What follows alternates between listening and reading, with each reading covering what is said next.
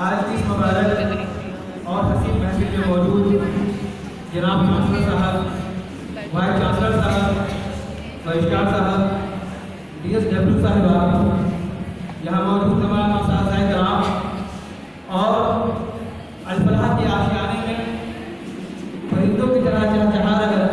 मुस्कुरा रहे हमारे लिए। सबसे पहले मैं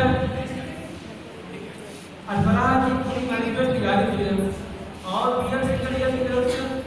आप तमाम लोगों का तहे दिल से इस्तकबाल करते हैं,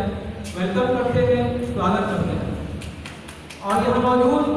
उन तमाम लोगों का भी शुक्रिया अदा करते हैं कि आपके आने की वजह से आज का ये प्रोग्राम और आज इस महफिल का बहुत दोबारा हुआ, जिसे हम और आप काफी दिनों तक तमाम याद रखते हैं। दोस्तों, अल-फलाह यूनिवर्सिटी का शुमार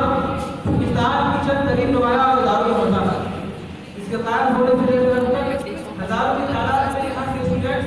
इल्म हासिल करते हैं, दुनिया के कोने-कोने में अपनी खिदमत अंजाम दे रहे हैं और उनके काम को सराहा जा रहा है। चाहे वो बीएड हो, चाहे वो एमएड हो, चाहे वो बीटेक हो, चाहे वो एमटेक हो, चाहे वो बीबीए हो, चाहे वो डिप्लोमा हो। दरअसल अल-फलाह यूनिवर्सिटी की पूरी कामयाबी का सिरा इसके फाउंडर और यहाँ के चांसलर जवाद अहमद सिद्दीकी साहब और उनकी पूरी टीम के सर जाता है।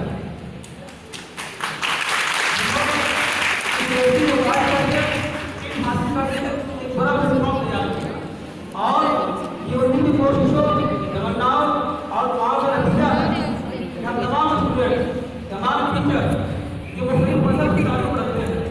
जो मुख्तलिफ फ़िक्र से ताल्लुक़ रखते हैं और जो मुख्तलिफ स्टेट के होने के बावजूद जवाद अहमद सिद्दीकी साहब के लगाए गए